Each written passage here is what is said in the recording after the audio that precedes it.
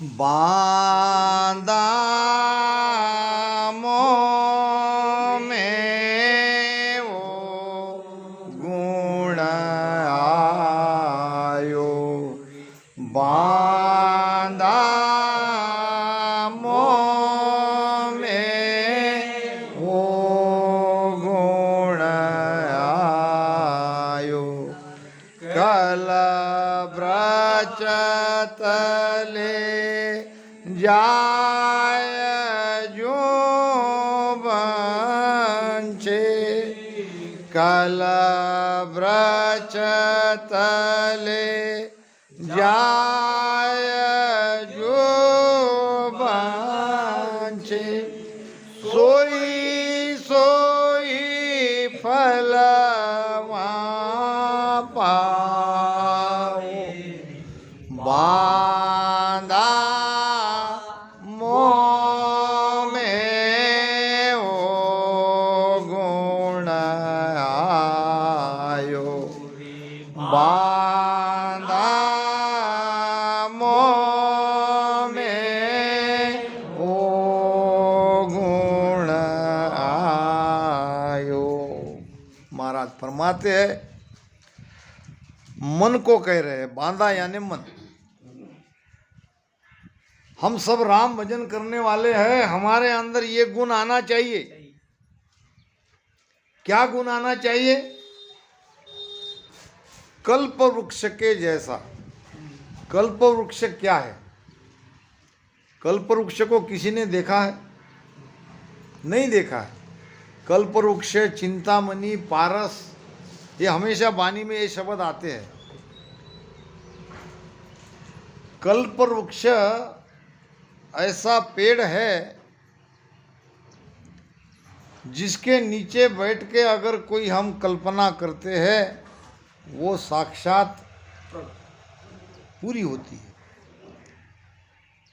कथा आती है, एक व्यक्ति जंगल के रास्ते धूप में कहीं जा रहा था।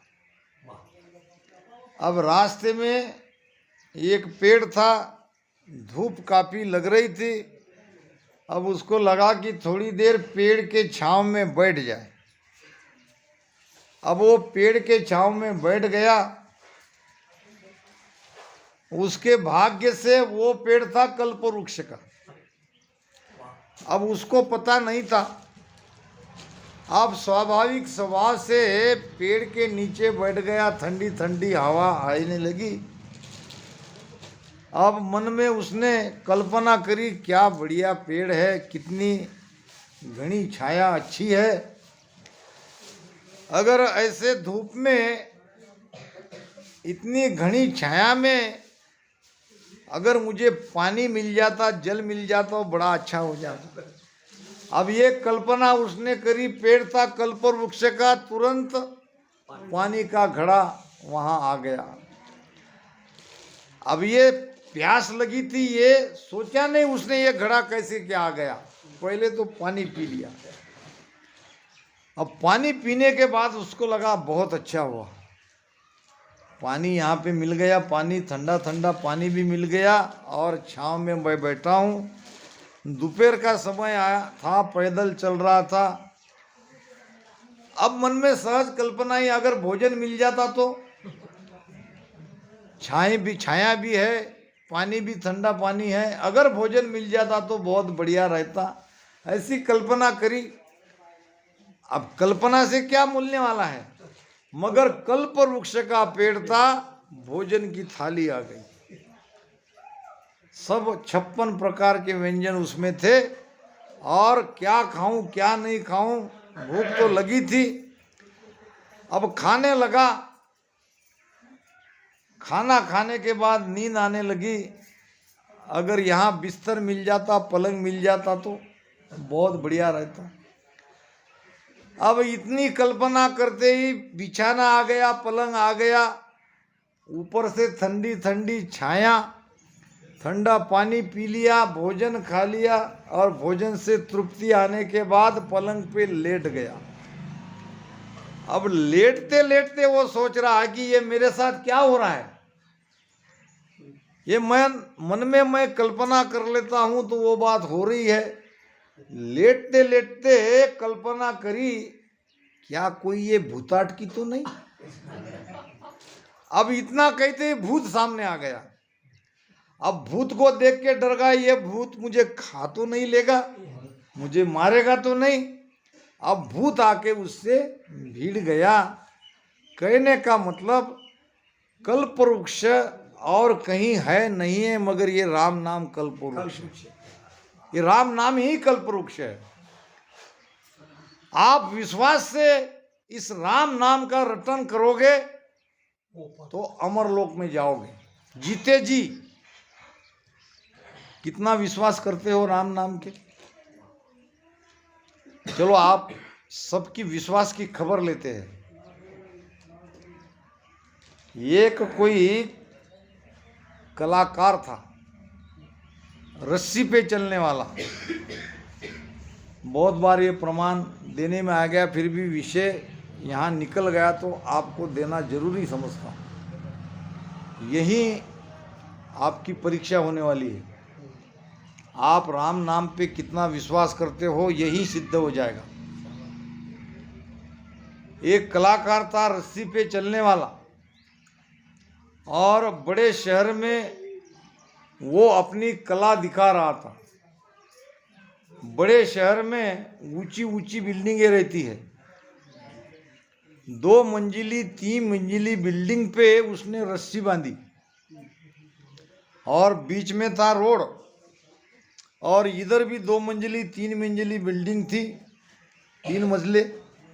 एक रस्सी वहाँ बांधी, एक रस्सी यहाँ बांधी, और इतने ऊपर से वो बांस लेके रस्सी पे चल रहा था।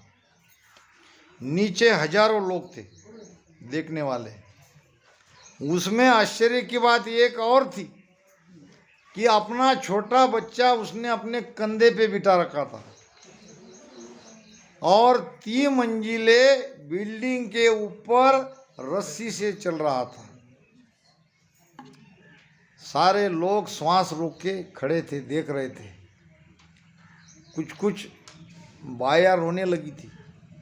अगर इतने दूर से इतने ऊपर से गिरेगा तो ये तो मरेगा मरेगा, वो छोटे बच्चे को भी मार डालेगा। बच्चे को कंधे पे नहीं बिठाना चाहिए था। सब सांस रोक के खड़े थे, और वो एक एक पैर रस्सी पे बांस लेके चल रहा था। बहुत ध्यान से दृष्टांत को समझो। और एक समय ऐसा आया कि वो इस बिल्डिंग पर आ गया रस्सी पे चलते, और नीचे सारे लोग तालियां बजाने लगे। कलाई गजब की कला थी। छोटे बच्चे को कंधे पे बिठा के रस्सी पे चलना, अगर थोड़ा सा ही ध्यान इधर उधर हो जाए तो वहाँ से नीचे गिर जाता था। नीचे गिरने के बाद तो बचते नहीं थे दोनों। अब सारे लोग तालियां बजाने लगे। कुछ लोग ऊपर चढ़ गए, फूल मालाएं उसके गले में डालने लगे, उसकी महिमा करने लगे। सबका स्वागत सत्कार लेने के बाद उस कलाकार ने कहा कि देखो भाई, मेरी एक बात आप सबको कहना है।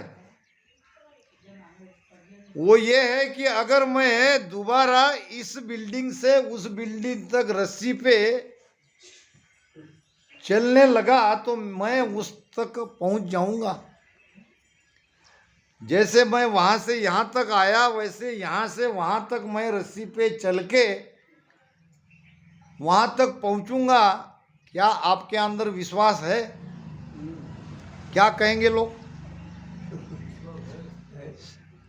वहां से आया था ना, सबके सामने वो रस्सी पे चल के उसने बता दिया। अब यहाँ से वापस जाना है, और सबको पूछ रहा है, मान लो आप सब लोग वो देखने वाले हैं, और सबको वो कलाकार पूछ रहा है कि मैं दोबारा अगर कोशिश करूँ तो इस रस्सी पे चल के वहां तक जा सकता हूँ या नहीं? आप क्या कहोगे? बोलो। जा सकते हैं। देखा ना लोगों ने, उसने कहा तुमको विश्वास है? तो सब लोगों ने कहा हाँ हमको विश्वास है। एक भी ऐसा है कि जिसको विश्वास नहीं है मैं दोबारा वापस रस्सी से यहाँ से वहाँ नहीं जा सकता, ऐसा कोई है? लोग कहने लगे कोई नहीं है, सबको विश्वास है। तुम दोबारा क्या, तुम कितने भी बार रस्सी पे चले तो तुम आराम से जा सकते हो, ये हम सबको विश्वास है। दोबारा उसने पूछा सबको विश्वास है? सब लोगों ने कहा विश्वास है। अब कहा कि फिर देव तुम्हारा बच्चा किसी का। अब यहां लोग हट गए। क्यों हट गए? विश्वास है मगर अपना बच्चा नहीं देना चाहते। अरे तुम अभी तो चिल्ला रहे थे विश्वास है, तो तुम बच्चा क्यों नहीं दे रहे हो? बच्चा देने इतना विश्वास नहीं है, विश्वास तो है, तुम्हारा बच्चा लेके जाओ।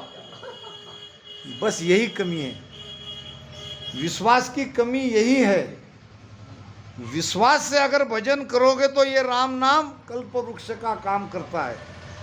अंदर से विश्वास ही नहीं है तो काम नहीं होगा। बांधा मोह में वो गुनायो, और कल वृक्ष तले जाय जू बंचे, सोई सोई फल वहां पावे। जैसे कल्प वृक्ष के नीचे बैठ के कोई सोचता है वैसा उसे फल मिलता है। इसी प्रकार ये राम नाम कल्प वृक्ष है। आप जैसा सोचोगे, जैसा विचार करोगे, आपको वैसा मिलेगा। नहीं तो आपकी रामस्नेही बनने के पहले और आज, पहले आपका जीवन कैसा था और आज का आपका जीवन कैसा है, मैं मेरा आपके सामने बता रहा हूँ। रात दिन भाग भाग भाग भाग, ये ला वो ला वो ला, कहीं चैन नहीं, कहीं सुख नहीं।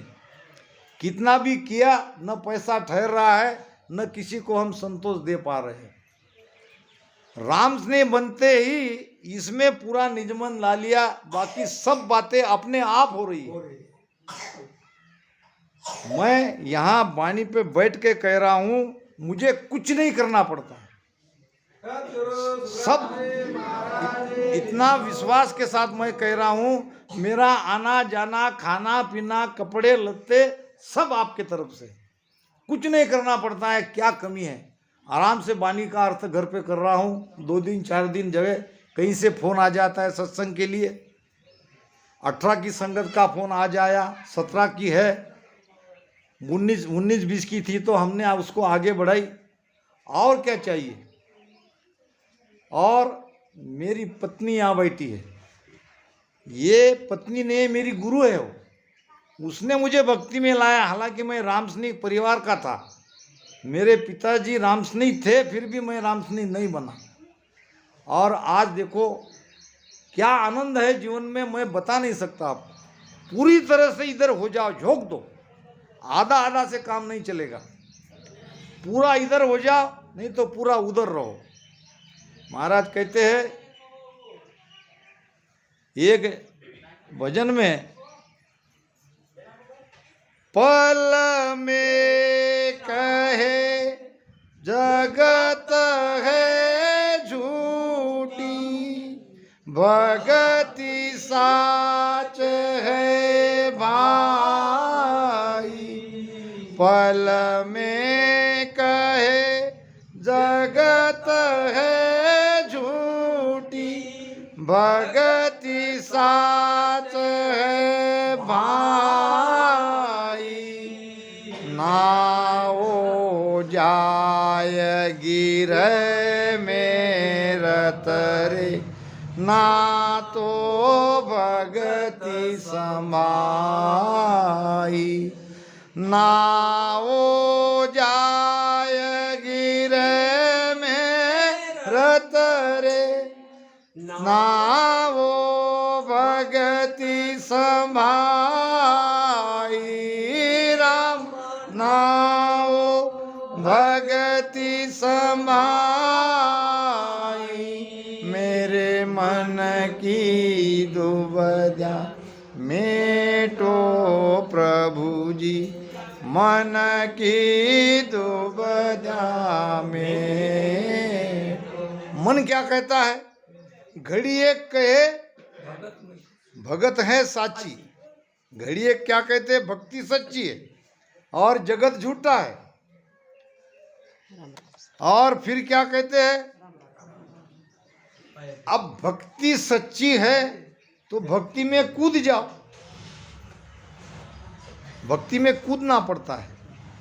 महाराज कहे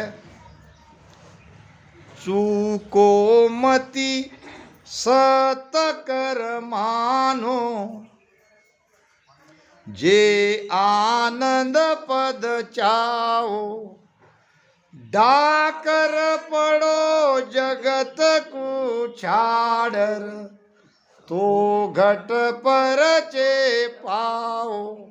डाकर, डाकर किसको कहते? कूद जाओ, सोचो मत क्या होगा, सब अच्छा होगा। चूको मती, आज चूक गए, इन नाकासो चूक गए तो आ बुध पावे नाई। ये समय है आपको विचार करने का, सोचने का, आप कूद जाओ। संसार देख लिया, युगों युगों तक संसार करते आए, क्या पड़ा है संसार में? वही डाक के तीन पत्ते, कोई यहां से चैन से मरा नहीं है, खुशी से कोई मर के नहीं गया है कि मैं बहुत अच्छा, मैंने जिया, अब मैं मर रहा हूं। सब दुख से ही गए हैं। तो संसार को छोड़ो। अब संसार को छोड़ो, क्या घर परिवार छोड़ के सत्संगी करना, भजन ही करना? संसार को छोड़ो का मतलब घर में रहते हुए भी आप संसार से अलग रह सकते हो।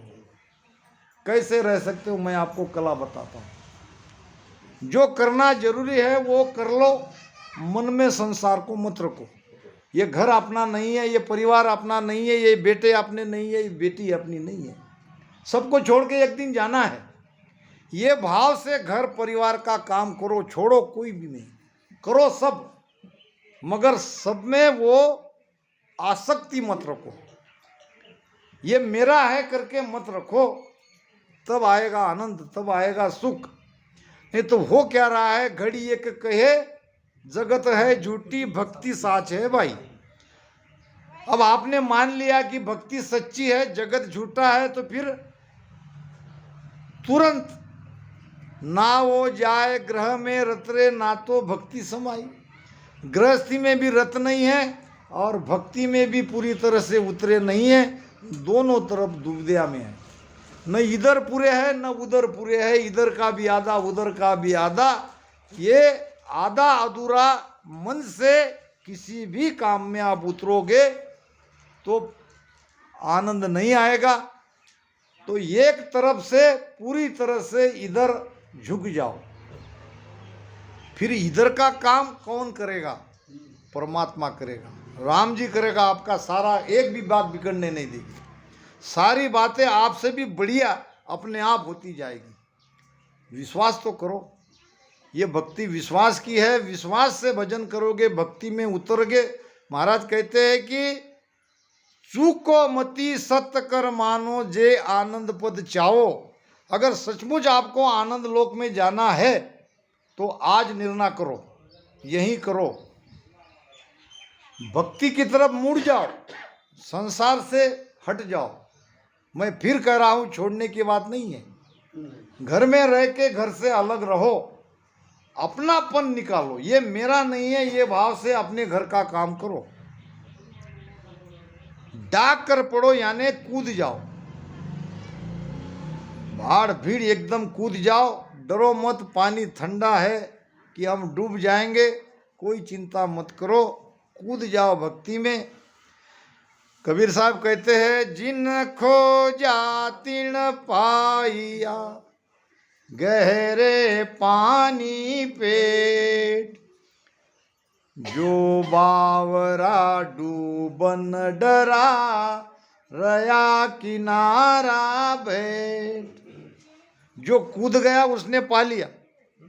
ये सदगुरु के विश्वास करके भक्ति के सागर में जो कूद गया उसने सब कुछ पा लिया। देख लो आदि अनादि से, जिन खोजा तिन पाइया। खोजने का मतलब कूदना, खोजने का मतलब ध्यान में उतरना, खोजने का मतलब भक्ति में डूब जाना। गहरे पानी पेट, गहरे जाओ गहरे जाओ गहरे जाओ।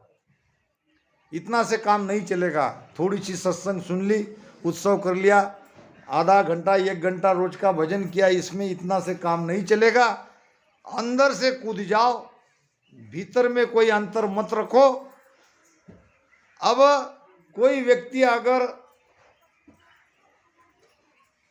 तैरने का आनंद लेना चाहता है और कपड़े भी उसने निकाले हैं और फिर वहाँ जाके वो सोच रहा है पानी ठंडा तो नहीं होगा, बहुत ज़्यादा ठंडा होगा तो काम नहीं चलेगा, या जहाँ मैं कूद रहा हूँ वहाँ गहरा पानी तो नहीं,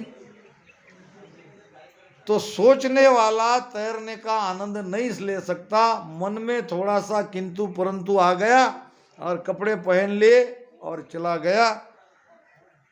तो जो कूद जाता है वो सब पा लेता है। इसको कहते हैं डाकर पढ़ो, तब ये राम नाम चिंतामणि बनता है, तब ये राम नाम कल्पवृक्ष बनता है। निज मन मान अंतर में लेवे, निज मन मान अंतर में लेवे, सोई गुण प्रगटे दुबद्या माय विकलता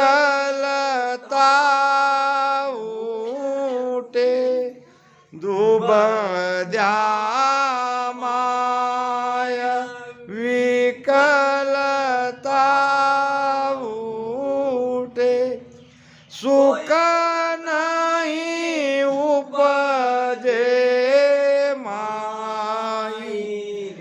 बांधा मोह में ओ गुण आयो, बांधा मोह में ओ गुण आयो, कलवृक्ष तले जाय जो बंचे, कलवृक्ष तले जाय जो बंचे, सोई सोई फल पाओ, बांधा मोह में ओ गुण आयो, बांधा मोह में ओ गुण आयो। एक होता है मन, एक होता है निज मन। मन लगता भी है तो टूटता भी है, निज मन लग जाता है तो हटता नहीं। मन और निज मन में जैसा अंतर है वैसा प्रेम और प्रीति में भी अंतर है। यहाँ प्रीति चाहिए, प्रेम नहीं चाहिए। प्रेम तो चाहिए मगर प्रेम की उस स्थिति में जाना है जिसको प्रीति कहा जाता है। निज मन मान अंतर में लेवे, अंदर से हृदय से वो भाव आना चाहिए। अंतर से ये भक्ति पर विश्वास करना चाहिए, ये राम नाम पे विश्वास करना चाहिए। सोई गुण प्रगटे आई, तभी गुण प्रगटेगा। बहुत लोग कहते हैं भजन लगता नहीं, भजन क्यों नहीं लगता? आप लगाते ही नहीं तो भजन कैसा लगेगा? आप मन को कहीं और लगा लेते हो और यहाँ बैठ जाते हो राम राम करने के लिए। मन को घेर के लाओ, मन को घट में लाओ, मन को भागने मत दो। पक्का दृढ़ निश्चय से विश्वास से भजन करोगे तो भजन लगेगा। क्यों नहीं लगेगा? उनको लगता है, उनको लगता है, उनको लगता है। क्या उनमें हमारे कोई अंतर है? सबको 2 हाथ है, सबको 2 पांव है। फिर एक व्यक्ति रात भर बैठता है, एक व्यक्ति घंटों बैठता है, एक हमारी बहन घंटों घंटों तक बैठती है और हम 10 मिनट में, 20 मिनट में उठ जाते हैं, आधे घंटे में उठ जाते हैं। विश्वास की कमी है। आप अंतर से मान ही नहीं रहे हो। अगर मानते थे तो आपका भी भजन लगता था। कोई बात नहीं, आज तक नहीं विश्वास कर पाए तो ना सही, आज करो, अभी समय नहीं गया है। निज मन मान अंतर में लेवे, सोई गुण प्रगटे आई। जिसने निज मन से भक्ति करी, निज मन से भजन किया, उसके अंदर वो गुण प्रकट हुआ, उसके अंदर वो प्रेम प्रकट हुआ, उनका शब्द जगा, उनको भजन में आनंद आया और दुबद्या माए विकलता उठे। भजन न लगने का कारण दुबद्या, यहीं बैठ जाऊंगा तो मेरा क्या होगा, काम भी तो करना है, यहाँ जाना है, वहाँ जाना है, ये सब दुबद्या। अगर भजन लग गया है तो सब काम छोड़ दो, सारे काम से बढ़कर ये काम है। रात में नबी भाई को उठाने के लिए मैं 2-3 बार, नींद ही नहीं आ रही थी मुझे कि भाई वो भूखी बैठी है। फिर यहाँ दीपक बापू कहते हैं कि बापू उठाओ मत, बड़ी मुश्किल से नींव लगती है। अंदर से तो दया भी आ रही थी, मगर ऊपर से बहुत खुशी आ रही थी कि क्या भजन हो रहा है, क्या आनंद ले रहा है। और भी बहुत बैठे थे, एक भाई की बात नहीं कर रहा हूँ, सबने अपने अपने तरफ से बढ़िया भजन किया। तो ये किसका फल है? निज मन से भजन करने का फल है। जिसके अंदर में दुबद्या नहीं आई है उसका भजन लगेगा।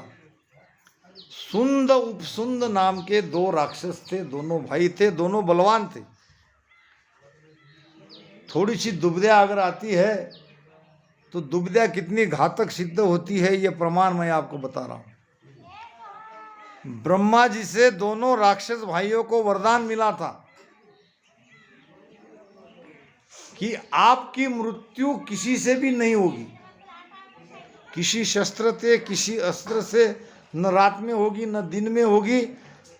दुनिया में आपको मारने वाला कोई नहीं है। क्या कितना बड़ा वरदान हो गया। मगर एक बात ध्यान रखना, दोनों भाई में बहुत प्रेम था। ऐसा समझो कि एक जान और 2 शरीर, दोनों भाई में इतना बड़ा प्रेम था। ब्रह्मा जी ने कहा केवल आप अगर एक मेघ को मारने को तैयार नहीं होगे तो आपको दुनिया में कोई मार नहीं सकता। आप अगर एक मेघ पर क्रोधित होकर शास्त्र निकाले तो आप एक मेघ को खत्म कर सकते हो, बाकी कोई आपको नहीं मार सकता। बोलो मंजूर है? दोनों भाई ने कहा हम तो एक जान और 2 शरीर है, हम कैसे मार सकते हैं, भगवान हमको वरदान दो। और भगवान ने वरदान दे दिया, जाओ आज से तुम्हें दुनिया में कोई तुम्हारा कुछ बिगाड़ नहीं सकता, कोई तुम्हें मार नहीं सकता। अब वो तो राक्षस से इतना वरदान मिलते ही वो लोगों को तकलीफ देने लगे। अब कोई तो दूसरा मारने वाला है नहीं, कितनी भी संख्या में उस पर वार किया जाए तो भी वो मरने वाले नहीं थे किसी से। अब 3 लोक में त्राहिमाम त्राहिमाम होने लगे, लोग रोने लगे, भगवान को याद करने लगे, भगवान ये राक्षस हमें बचाओ। अब क्या करें, ये तो हमसे मरते नहीं, हमको बड़े दुख दे रहे हैं, कष्ट दे रहे हैं, मार रहे हैं, अब क्या करें। भगवान ने एक सुंदर स्त्री का रूप लिया। दुबद्या आने पर क्या होता है, एक सुंदर स्त्री बन के दोनों भाई साथ में रहते थे। बड़ा अटूट प्रेम था, भोजन भी साथ में, सोना भी साथ में, रहना भी साथ में, और बहुत ज़्यादा एक में प्रेम था। तो ये सुंदर स्त्री उनके बीच में आ गई। अब सुंदर स्त्री को देख के अब दुबद्या आनी शुरू हो गई, जो अब तक नहीं आई थी वो आ गई। सुंद कहने लगा ये सुंदरी से मुझे ब्याह करना है। उपसुंद कहने लगा इसको तो मैंने पसंद किया है। अब दोनों में हो गई खींचातानी। दुबदे आ गई एक स्त्री को देख के। फिर जब मानता नहीं तो दोनों क्रोधित होने लगे, ये मेरी है वो मेरी है। और वो सुंदरी आके कहने लगी भाई तुम झगड़ा क्यों करते हो, मैं तो तुम में से किसी भी एक को पति स्वीकार कर चुकी हूँ, तुम आपस में तय करो कि कौन मुझसे शादी करना चाहता है। तो तय कैसे करेंगे भाई, दोनों खेलो एक में से युद्ध। अब जो जीतेगा उसके गले में मैं वरमाला डालूंगी। अब राक्षस लोग उसमें क्रोध और उसमें स्त्री को देख के, जब सामने स्त्री को पाना है तो उसका क्रोध तो बहुत ज़्यादा ही आएगा। दोनों क्रोध से लड़ने लगे, ब्रह्मा जी का वरदान भूल गए। फिर दोनों ने शस्त्र निकाले, मैं तुझे मार दूंगा, वो कहता मैं तुझे मार दूंगा, ये मेरी पत्नी है, वो कहता ये तुम्हारी भाभी है, मेरी पत्नी है। अब त्वेष में आके दोनों ने हथियार निकाले और एक में को मारने के लिए निकले। दोनों ने एक साथ एक में पर वार किया और दोनों धड़ाम से नीचे गिर गए, दोनों मर गए।